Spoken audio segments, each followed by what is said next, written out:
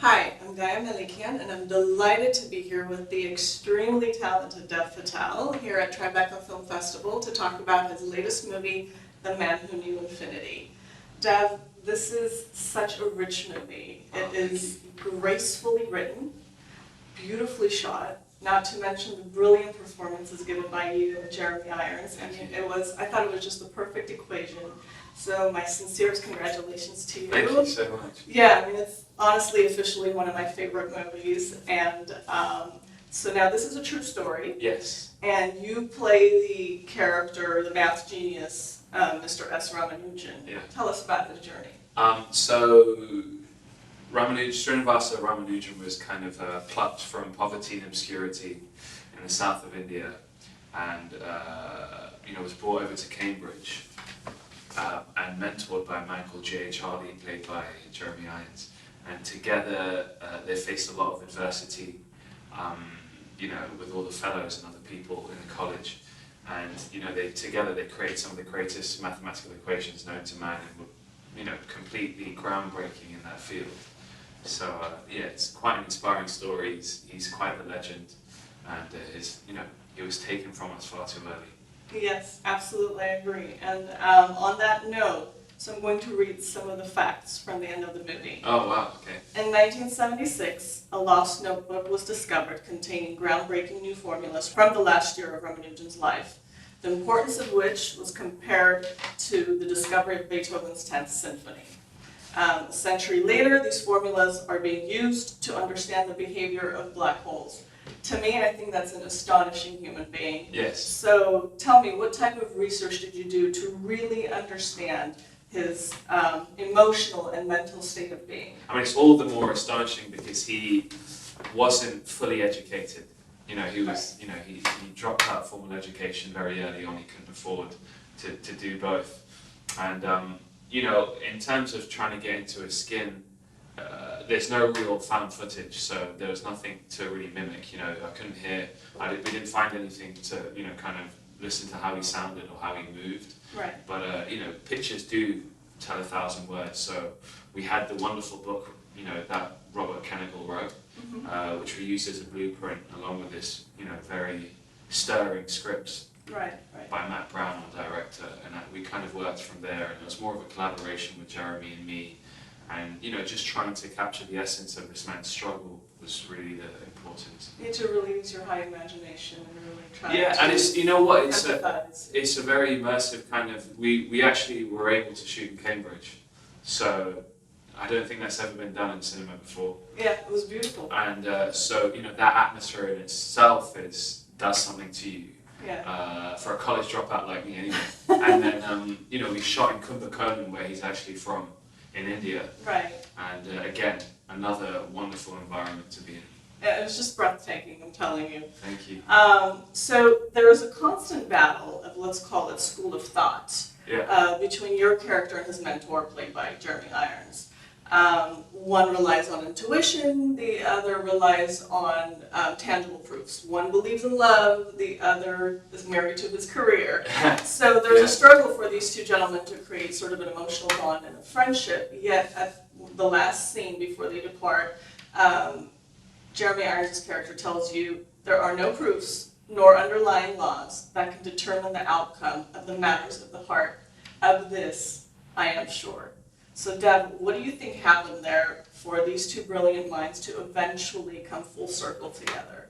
Yeah, I think it was acknowledging each other as human beings. Right. And I think that's what was lacking in Hardy's character for a long time. He saw the genius, and he wanted to extract everything from this young man's mind, but until he acknowledged him and what the kind of birthplace of his ideas, they could never really be on equal footing and understand each other. Ramanujan was a strict Hindu Brahmin, and in those days he broke all castes to cross the sea, come to Cambridge, leave his bride behind and his mother to achieve this goal. And he came to Cambridge and was faced with this very emotionally stunted kind of mentor father figure. Yeah. And a lot of the root of his suffering was that communication breakdown.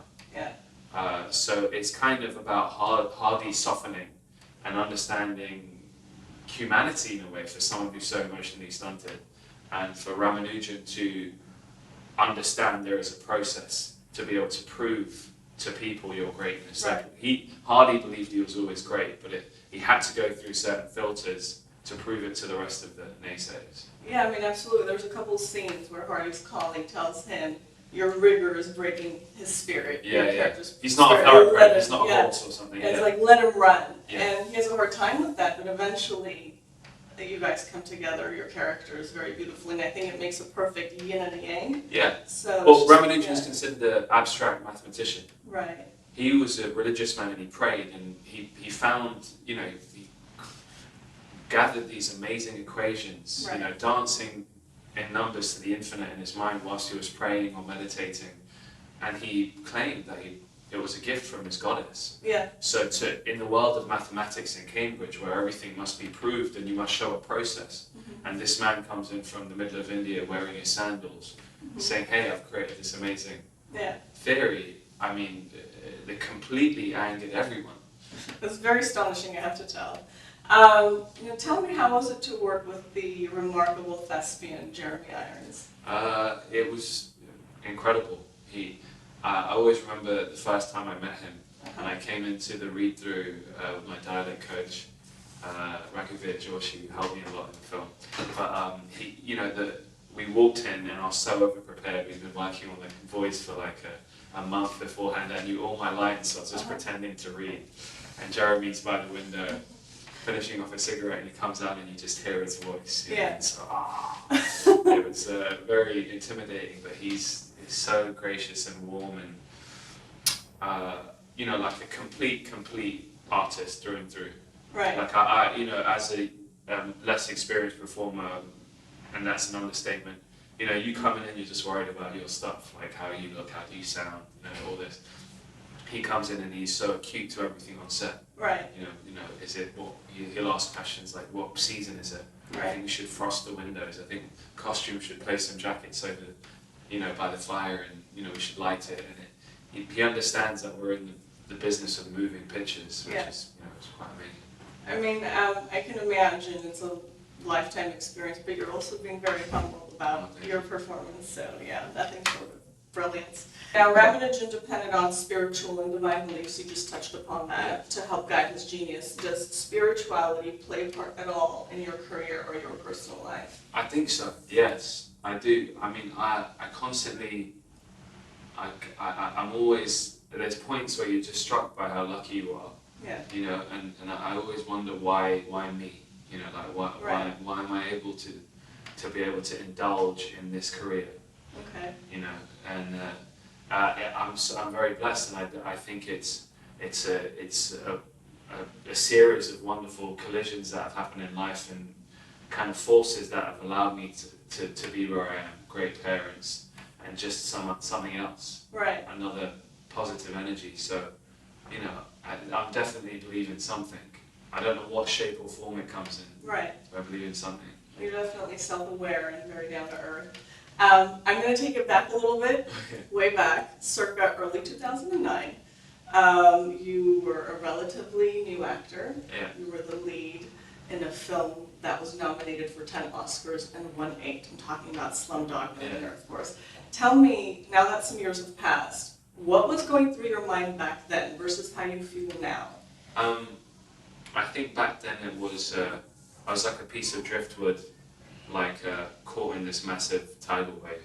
Right. And I think now I feel like a surfer on a good surfboard that he's carved out by himself, and now I'm learning how to ride that wave better. That's beautiful. Beautiful, I love it.